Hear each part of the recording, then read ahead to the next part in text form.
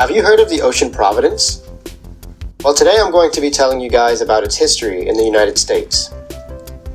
My name is Sun Myung Moon. Some may call me True Father. During my lifetime, I started something called the Ocean Providence. You might ask what exactly it is. Well, in short, Ocean Providence is a plan I created to solve world hunger, and it is the fastest way to bring people and nations together. I'm always thinking how this can be done, and that is why I'm making a foundation on the ocean. I spent 2/3 of my lifetime on Ocean Providence related work. From the 1960s all the way up to my ascension, I was always fishing, establishing ocean and hobby businesses, and more. I hope that through this video, you will all be able to understand my heart and the value of Ocean Providence. I officially began Ocean Providence in 1963 when I launched the boat of Heavenly Victory, Chong Sung Ho. I initiated Ocean Providence in the United States on August 1st, 1974. That day, both Mother and I had made a promise to God that we would shape a foundation for the Ocean Providence across the United States within 20 years. And so great efforts began to fulfill this promise. I went out tuna fishing. No matter how hard it was, I had to catch a tuna. There was a reason every day I went out. You don't know how serious that time was. When we finally caught the tuna, you don't know the feeling inside when we said, "Bonsai!" Eventually, I even developed my own method of tuna fishing that was more efficient. Soon, the Unification Theological Seminary, or UTS, was established in 1978, and I began training seminary students on fishing. I had a purpose when I trained the students. It was not just for a hobby.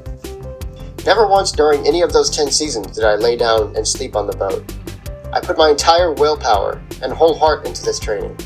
Every moment while I was on the boat, during the long tedious wait for the tuna, I was always praying to commit myself even more for the sake of God and mankind. That is what I want you unificationists to inherit here. I continued to train members with this kind of heart. Meanwhile, during the late 70s, I had also begun delving into the boat building industry. Around the time I was pioneering fishing in Alaska, I was also beginning to design and develop fiberglass boats. With my instruction and guidance, our members built boats I named One Hope. Eventually, our members didn't build just one, but 150 of them themselves. We continued to make boats, even building a boat breaking the world record for the largest fiberglass boat built.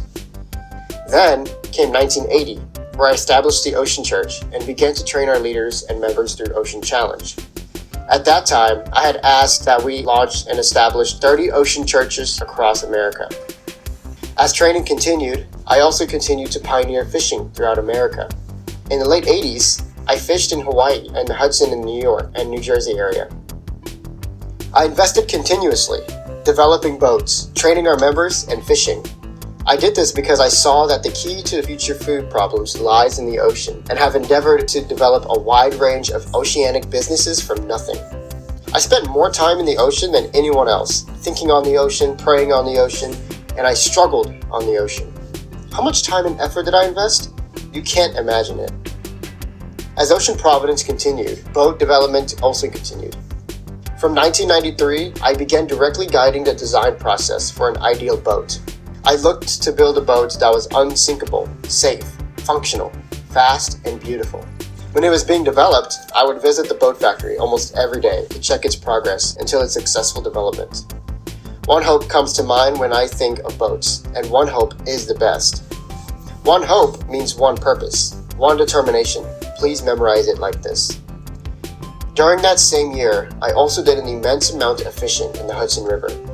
I would leave on a boat from the Liberty Harbor Marina, constantly training leaders and members. The Hudson is the place I fished at the most. Throughout all of this, I also asked members to develop fish farming. By this time, the fish distribution and restaurant business I launched around the United States was well developed, and even the New York Times reported that I was the reason sushi became such a trend in America. I was continuously investing in and expanding on Ocean Providence. Soon, 20 years passed since Mother and I made our promise to God about Ocean Providence. August 1st, 1994. That day, we held a large event to celebrate the 20th year anniversary of Ocean Providence in America in Belvedere, New York. I invited leaders from 160 nations to come to Belvedere. That day, I showcased all our efforts in Ocean Providence. I planned for Ocean Providence, and in my speech, declared that now the next 20 years would be the members' era. I told them, until now, I have struggled to lay the foundation, so from now on, I would like to look around the foundation you are laying. From then on, I continued to invest into Ocean Providence. I went out fishing day and night, no matter the weather. Even if the Coast Guard warned me against going out, I would go anyway. I did not fish for fun, but for a larger purpose, to save the hungry. In 2003, I had fallen ill, so I had to recover. But right after I got out of the hospital, I immediately went to the boat and continued my fishing. I do it as an offering. This will help the Providence. This will save lives from further suffering. We can't joke around and sleep on those boats. Our work is even more serious than the other fishermen's.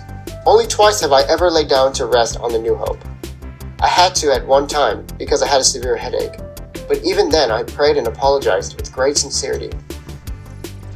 Continuing until my ascension, I carried on in this way, fishing whenever and wherever I could, training members and leaders from around the world, and investing in ocean businesses.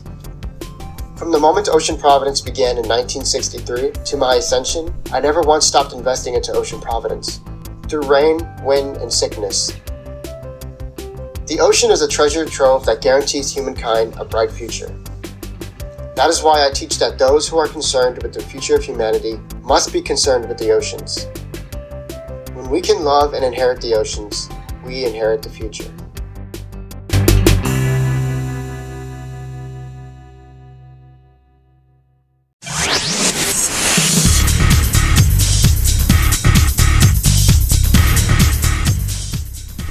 What do you think the world would look like once world peace is achieved? I think the world would be a good place, and everyone is happy and not fighting, and there's no war, and there's no starving people, and everyone is nice to each other. Thank you. Yeah. What do you think the world will look like once world peace is achieved? Okay, I think the world will... Everyone is very happy, and we don't have to worry about war and everything that we learned throughout history of all these innocent people dying, worrying that innocent children, elderly are dying, and that everyone can live happily together and not have any borders or race separating everyone from all these stupid things. But yeah, happiness everywhere. Thank you. Hey Jerry, what do you think the world would look like when world peace is achieved? A world of peace, of course. I think we can all agree that the world is suffering both internally and externally.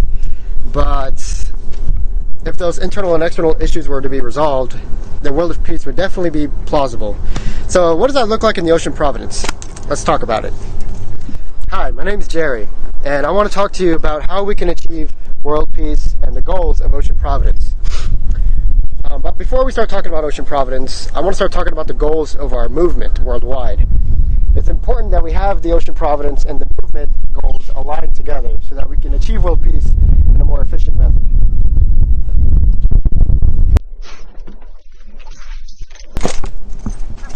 Now, to see what our goals are in our movement, we have to look at our movement's name, Family Federation for World Peace and Unification.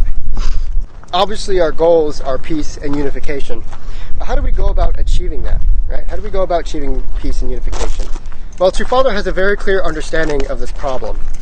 In his autobiography, he always talks about the food problem, world hunger, and things like this. In his autobiography, he actually quotes that, "When I look at the world, I feel that securing sufficient food supplies is the most pressing problem. It cannot be put off for even a moment." He even continues to say that true peace will not come as long as humanity does not solve the problem of hunger. If the person next to me is starving, peace is a mere luxury. You see this? What is that? What does this mean?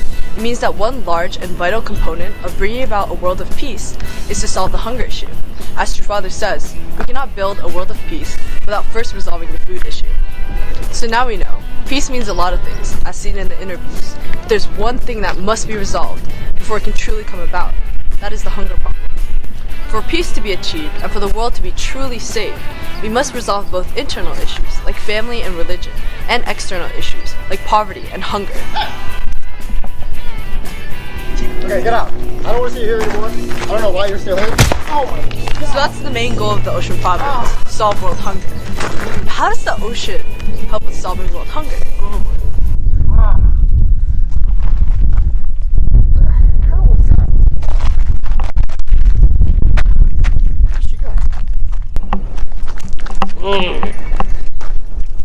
I can't close my mouth.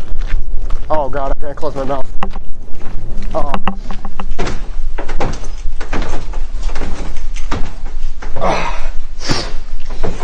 Okay, I'm back, guys. So, Father wanted to use the ocean to solve world hunger. Father explained that the ocean is the fastest way to bring the world together.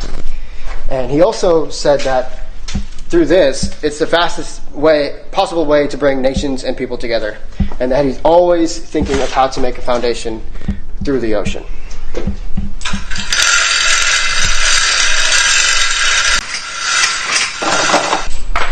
Father also says that I believe this will be a shortcut to guiding all people towards a world of peace. And that's why I have been pioneering and researching all sorts of ocean-related businesses.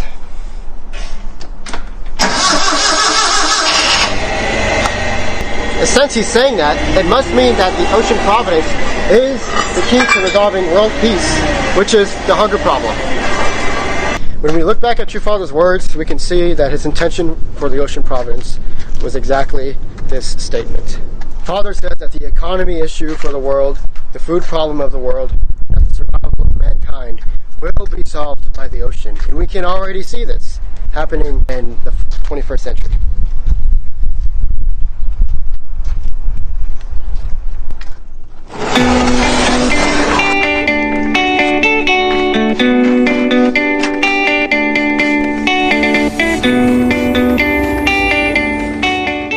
We really have no choice but to come up with a solution for human survival, depending on the sea. This means that the Ocean Providence, which is essentially the providence to solve world hunger, is key to our movement and one that serves as the central point, fastest way, and shortcut to achieving our goals for peace. This is a providence that we cannot ignore. To bring about world peace and unification, we must solve the hunger issue, and Ocean Providence is the plan to do exactly that. So this is the goal of both our movement and Ocean Providence. But this then begs the question, how exactly can Ocean Providence solve world hunger? This is a big question, one that frankly not many of us know the answer to. However, we're lucky because we have True Father and his words. In his speech, given at the 20th anniversary of the American Ocean Providence, True Father had actually revealed that a detailed step-by-step plan for us to follow for Ocean Providence. We will be going over this plan in the near future, so that we can learn exactly how True Father planned for us to solve world hunger. It's a lot, a very large grand-scale plan that Father created, but I believe that we can do it as long as we unite. But what's one thing that we need the most? Boats. That's right, a boat, just like this one. According to True Father, a boat is needed to even start the Ocean Providence. He says, without a boat, no matter how good the environmental conditions are for Providence, nothing can be done. But why? It's because what True Father needed was people. People who are committed to the goal and willing to train and work towards it. He says in the end, the most important thing is to have human connections and develop good human resources in the marine industry. The key challenge is how to develop such human resources and how to instruct and pass that spirit to their descendants. So what did he want to do? He wanted boats so that he could gather a group of dedicated individuals and train them, connect them with the ocean and therefore Ocean Providence. Through ocean training, he looked to raise up people to be united, courageous, adaptable, disciplined, adventurous, and capable to become those who can lead the world to peace. Since Ocean Providence is large scale, True Father wanted to enter the marine industry big time to launch it. So to do that, he looked to raise up the people who could take this mission on, starting on the boat. This is why he built and developed One Hope. He built it with me, you, all of us members in mind. He made it beautiful so we would love it, functional so we could use it well, and unsinkable so that we could be safe when we were on the waves. He wanted us to be attracted to the ocean, to Ocean Providence. He wanted us to love going out there on the waters. True Father had a clear picture of what world peace and unification meant. And to achieve such grand goals, we need to resolve the world hunger problem. This was why he began the Ocean Providence, the Providence to feed people. This was his plan, and to begin it, he built the One Hope so that he could raise the people who would follow his footsteps, becoming the ones that can substantially solve world hunger and bring about world peace and unification.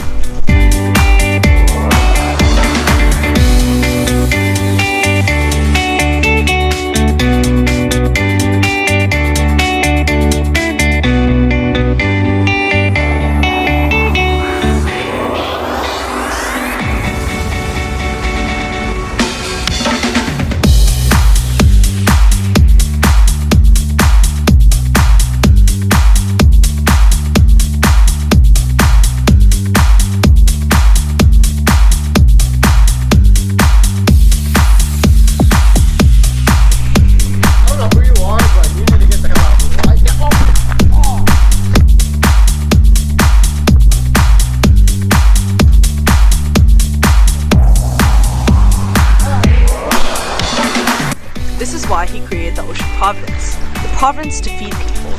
He built his